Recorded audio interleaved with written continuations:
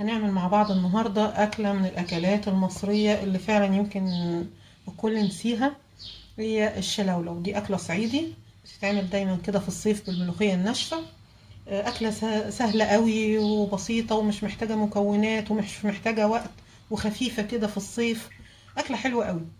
أتمنى إن انتوا تجربوها وقولوا لي رأيكم فيها ايه لو أول مرة تاكلوها.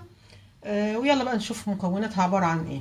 عندي هنا شوية ملوخية ناشفة، يعني على حسب بقى العدد اللي هياكل. عندي هنا معلقة توم مفروم احطها عليها. عندي لا بوتاجاز ولا حاجة، هي بتتعمل كلها على البارد.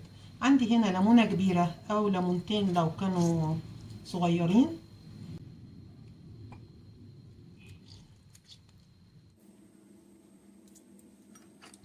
هبتدي بقى ايه، ادعك التوم مع الليمون مع الملوخية كويس قوي.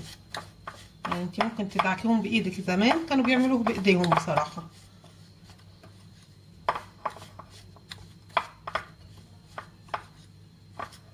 ادعكها كويس قوي مع بعضيها لغاية ما احس ان هي ايه، الملوخية اتشربت من التوم ومن الليمون كويس قوي.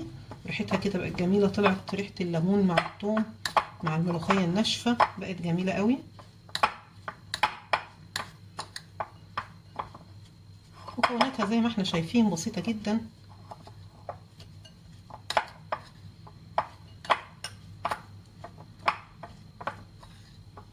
ادعكها كويس دقيقتين 3 كده.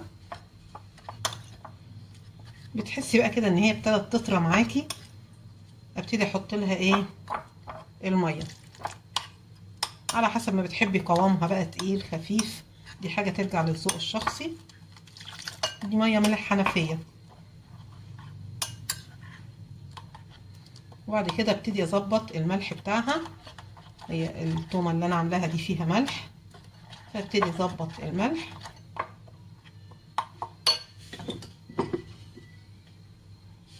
احط رشة ملح.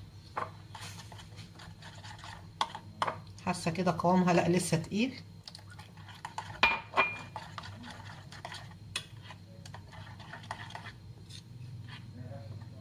كده تمام. هبتدي احط الليمونة اللي انا عصرتها، احطها معاه واغرفها في الطبق ونزينها بالشطة. وده كده شكل طبق الشلولو بتاعي بعد ما حطيت له الشطة. حاجة كده تفتح النفس، واكلة مصرية اصيلة. اتمنى ان انتوا تجربوها.